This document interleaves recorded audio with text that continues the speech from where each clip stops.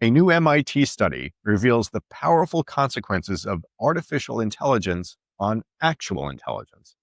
And guess what? Simply put, the use of artificial intelligence undermines your child's actual intelligence. In short, and this should be surprising to no one, when children don't think for themselves, they don't learn to think for themselves. I'll get to the disturbing details of the study in a moment, but let me first explain why these outcomes were obvious and inevitable. In a nutshell, the brain functions like a muscle insofar that it becomes stronger when it is used and that it atrophies when it is not used.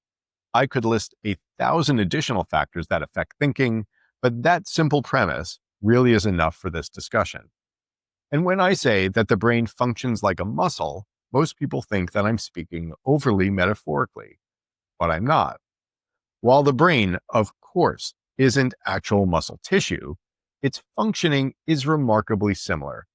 Much in the way that exercising muscles builds more muscles, exercising the brain literally builds the brain. Every time we engage in a thinking act, the brain builds more wiring, such as synapses through synaptogenesis, for that particular thinking act. On the flip side, the brain not only allows existing pathways to diminish when they're not used, it actually overwrites existing pathways with new ones. Now to the MIT study, titled Your Brain on ChatGPT, Accumulation of Cognitive Debt When Using an AI Assistant for Essay Writing. It's by a team of researchers led by Dr. Natalia Kuzmina.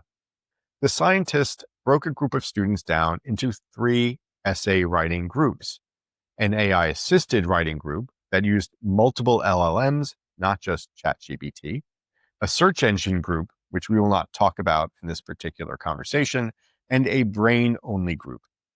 The students then engaged in 3 writing sessions while the researchers monitored their brain activity using EEGs. Each student was also interviewed after each session, and all of their writing was assessed by humans as well as by AI. So what happens when one group is required to use their brain more than the other groups? Would it shock you to know that the group that needed to do their own thinking actually thought more? I hope not. Not any more than it shouldn't be surprising that a group of kids who practiced hitting a ball did better at hitting a ball than a group of kids who watched a robot hit a ball for them. Okay, that's admittedly not a perfectly fair analogy to the AI usage in this case, but it does illustrate the point.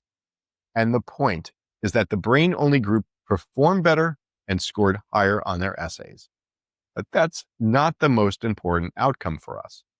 What's more important is that the brain-only group exhibited the strongest, widest-ranging networks of brain activity, while the group assisted with AI elicited the weakest overall coupling of connections in the brain. In other words, the brain-only group thought a lot. The AI-assisted group did not. But it gets worse. The researchers brought those 2 groups back for a 4th session and switched their roles. They gave the AI group a brain-only writing task and the brain-only group an AI-assisted writing task. And here's what's so important. The brain-only group still performed better even using AI assistance, and the AI group still performed worse even when given the opportunity to think for themselves. Or should I say, they performed worse because they now had to think for themselves. See, over the first 3 brain-only writing assignments, the brain-only students built their brains for the task, and they built mental frameworks and habits to rely on when engaged in those thinking tasks. Thus, that they then so-called gained an AI assistant did not suddenly degrade all of the wiring that their brains built. But the AI group, when suddenly given the opportunity for a brain-only task, not only had built no wiring for accomplishing that task on their own, it also, and this is the most critical part, built wiring and mental frameworks for using AI assistance. What that means in a nutshell, and these are my words, not those of the study, is that the brain-only group got smarter and the AI assisted group not only failed to become smarter, the AI dumbed them down. They became habituated to relying on AI assistance instead of thinking for themselves. Thus, when given the opportunity to think for themselves, they were incapable of doing so as well as the brain only participants did. All of that should be concerning enough, but there's more. In addition to the direct cognitive effects, the researchers also found that the brain only participants demonstrated higher memory recall and greater engagement of thinking related brain areas compared to the AI group. Meanwhile, compared to the brain only group, the AI assisted participants reported lower ownership of their essays, which is an educator's way of saying that they didn't care as much about their essays and did not feel as though their essays were as much their own. Thus, to sum it all up, AI assisted writing made the kids perform poorly, it degraded their cognitive development, and it made them less invested in their own thinking and writing. So, what do we do?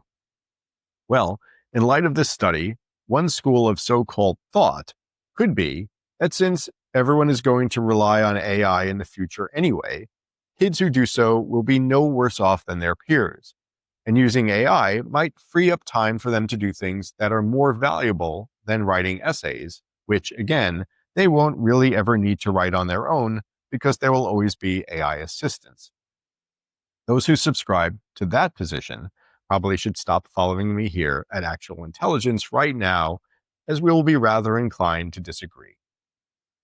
The other school of thought is that thinking skills, such as those developed through writing, which research repeatedly shows is the best way to teach critical thinking, are far more important than any and all expediencies achieved through AI assistance. Let me rephrase that. If you want your kids to build their brains rather than have them degenerate into relatively useless gelatin that can only write through AI prompts and assistants, or perhaps order a burrito online, then keep their brains as far from AI as possible. Obviously, there's not much that you can do with your college age kids other than share this information with them and hope they make the right decisions. But for kids still under your roof, there are a few things you can do. One, share this information with them. Most kids don't want to get dumbed down by AI. They do value their ability to think. So take time to explain and then reinforce the consequences of AI. In fact, start thinking of AI as something about which you need to begin messaging no differently than alcohol, drugs, and sex. 2, ask them how they use AI. Understand their current relationship with AI, and please keep in mind that the MIT study does not speak to other ways that students might interact with AI beyond this one context. 3, check their work. There are plenty of sites out there that scan essays to see if they were written by AI. Those sites are not perfectly reliable, but they might offer useful information about what your kids are up to. 4, if you really want to get serious, have your kids download all their source materials for writing before they start doing so. Then shut off their internet while they write. Take away their temptation to use AI assistance. Make them use their own brains. In conclusion, the implications of AI-based so-called thinking work are becoming clear. But for anyone who has thought about it or who values thinking, they're also not surprising. Every time we use AI to assist our thinking, it not only prevents us from thinking, it degrades our capacity to think in the future. Worse, much, much worse, is that those of you watching or listening to this right now built your brains before AI existed, which means that even if you gravitate to using AI now, which I hope you don't do much, you've got a lot of brain muscle built up to abate AI's negative consequences. AI will still degrade your thinking over time, but those sound neural pathways you built up all your life won't turn to jelly overnight. But for your kids, it's different. Their neural pathways are still in the process of building up for the first time. Even though we are all always rewriting our brains, kids' brains have not even fully developed. So whatever they habituate to will become hardwired moving forward. Consequently, kids who are raised as AI natives might never develop their brains for thinking in the same way that yours did. And that will not only affect their lives, but a generation of lesser thinkers will affect all of our lives. But there's good news for kids who do learn to think critically. Somewhere down the line, kids who actually learn to think for themselves will stand out against the emerging generation of kids who might never learn to think for themselves. So, if you raise your own child to think critically, it might just be among the few who lead the world to a better place. And that, once again, is why actual intelligence is so important. Please like actual intelligence, follow actual intelligence, and share actual intelligence across all of your social media.